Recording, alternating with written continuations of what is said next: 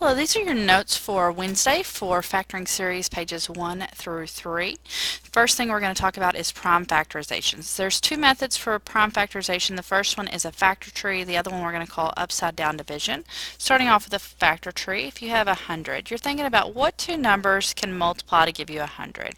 So this could be 10 and 10, and then 10 can be split up into 2 and 5, and 2 and 5. 2 and 5 are both prime numbers. Prime numbers are numbers that are not divisible by any other number other than themselves and 1. Prime numbers are only divisible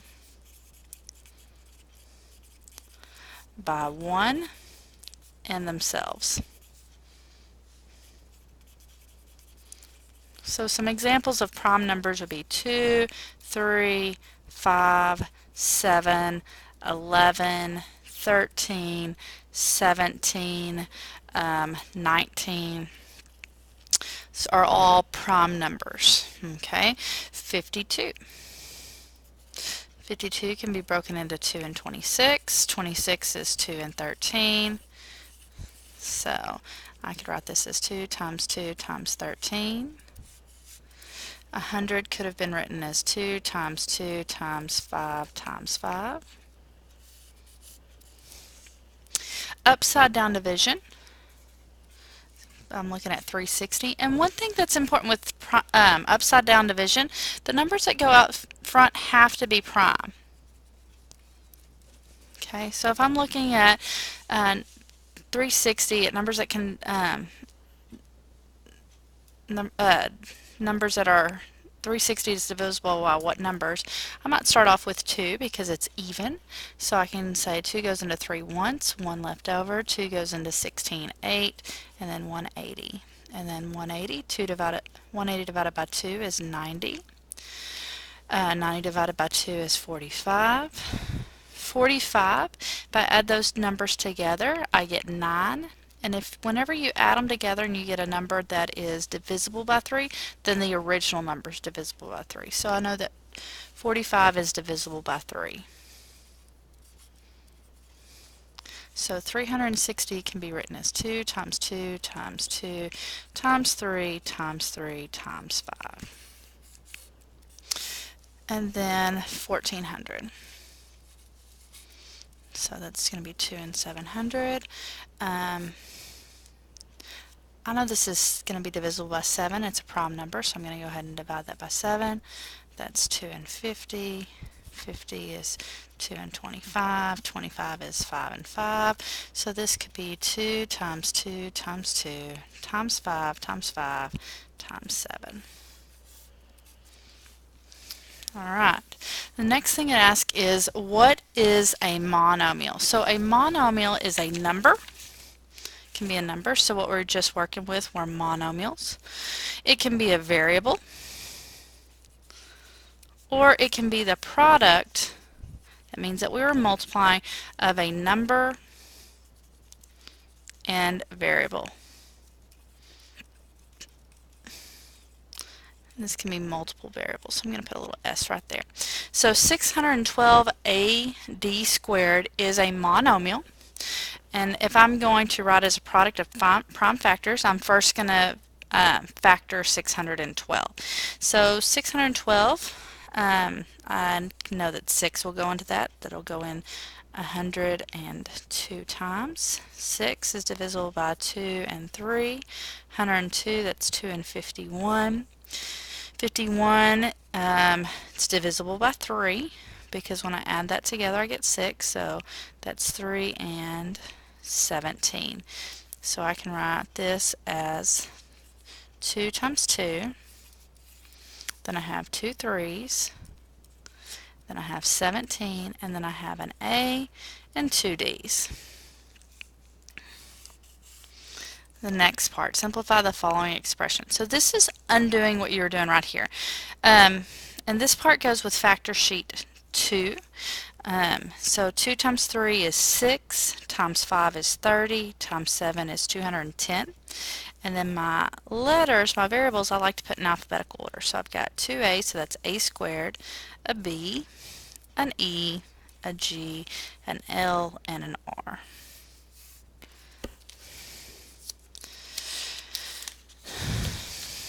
Alright, some exponent rules. Alright, whenever you're multiplying monomials,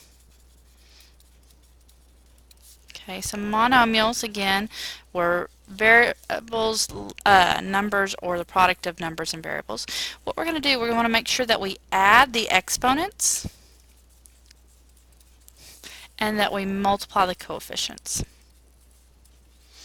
And if you have a power to a power, that means like this guy right here is raised to another power, then you have to multiply the exponents.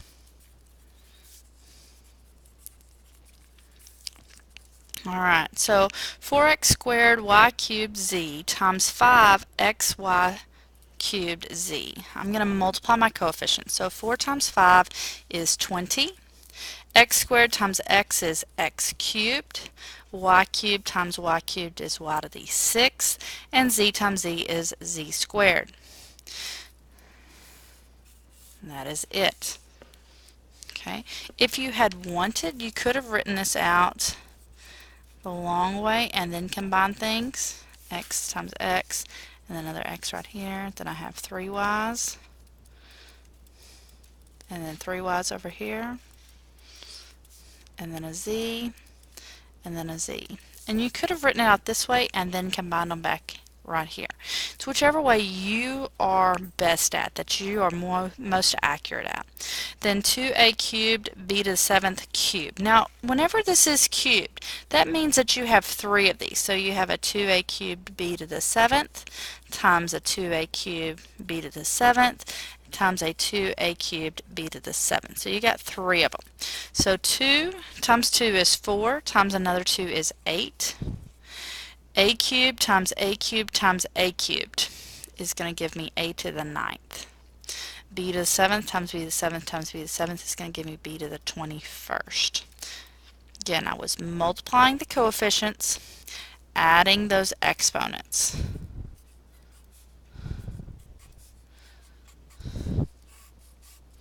Alright, I also said something about a power rule right up here, okay? So another way of working this is you can cube that 2, then you can have a cubed cubed and b to the 7th cubed. So 2 cubed is 8. A power to a power, that's going to be when I multiply the exponents, that gives me a to the 9th. 7 to the 3rd is going to be b to the 21st. So either way, same answer. It's just different ways of looking at that. Alright, for factor sheet 3, I didn't quite get the notes on this paper, so I'm going to give you a couple of examples over in this margin. Alright, so first example we're going to look at is 7x cubed times 5x squared plus 3x plus 1. Alright, now here you've got a monomial, that's this guy right here, and in here you have a polynomial. So a polynomial is made up of monomials and they're separated by addition or subtraction signs. Polynomials can be named based on how many terms there are. Here there are 3 different terms. So whenever there's 3 terms, that's a trinomial. So if I'm going to multiply these, what I'm going to do is I'm going to multiply the 7x cubed by all 3 of these terms. So 7x cubed times 5x squared is 35x to the 5th. 7x cubed times 3x is going to be 21x to the 4th. And 7x cubed times 1 is going to give me 7x cubed. Another example, this is your answer right here, would be if you had 3a squared bc times 2a plus 3b cubed minus 5c. So again, you're multiplying all 3 of these terms inside by this monomial out front. So that's going to give me 6a cubed bc. Then I'm multiplying this by our middle term, so 3 times 3 is 9. A squared b times b cubed is b to the 4th, c minus, and 3a squared bc times negative 5c is going to give me a negative 15 a squared bc squared. And You also need to be able to factor out a greatest common factor. A lot of times I'll call this a GCF. It's a greatest common factor.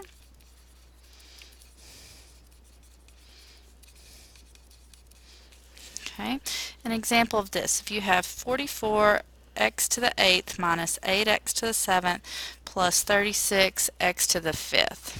Okay, so first thing you're going to look at is coefficient. And whenever you're looking at your coefficient, you want the number that these are all divisible by. Well, these are all divisible by 4.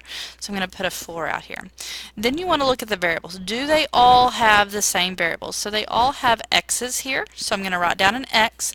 And then the way I decide the exponent is that I'm going to factor out is it's this smallest exponent. Okay, so that's going to be a 5 right here. And then I'm looking at one of two ways. I can divide all these this monomial by this monomial, or I can look at it as 4x to the 5th times what gives me 44x to the 8th. So 4 times 11 gives me 44, and then x to the 5th times x to the 3rd gives me x to the 8th. Minus, because I have a minus right here. 4 times what gives me 8? That's 2. X to the 5th times what gives me x to the 7th? That's x squared. And then plus 4 times 9 gives me 36. And this is already an x to the 5th, so I don't need to change anything there. So this we would consider to be factored, that we factored out the greatest common factor. One more example real quick. So 35 a squared b squared minus 1 a squared b squared. Okay, these both have an a squared b squared, so I could factor that out. So that'd give me 35 minus, and if I took a squared b squared out of this, all I'll be left with is a 1. At this point you might say, oh, I could have combined these right here and gotten 34 a squared b squared. You won't always be able to combine these, but sometimes if they are like terms, you will be able to combine them.